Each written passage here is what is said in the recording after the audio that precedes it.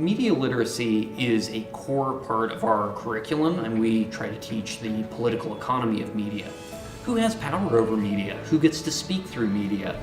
What voices are loudest and what remains completely unseen by media?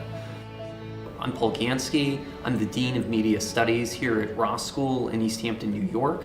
More often than not, we're asking students to raise themselves in a really daunting media landscape. In terms of the current controversy over fake news and the weaponizing of information, I just want to give students the very best of cinema and radio and television and journalism and give them that kind of feast before I get into, hey, these are how different nation states weaponize information and create really sophisticated disinformation campaigns.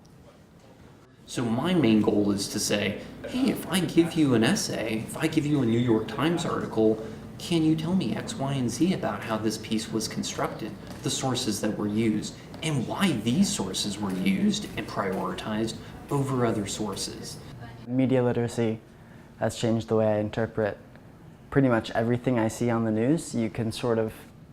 I feel like a lot of people become sort of ignorant of the way that the news manipulates its audiences to try to gain more views. Paul teaches people how to avoid being manipulated by the media. For media studies, the way that we see our curriculum changing post the 2016 US election would be to have a renewed focus on journalism.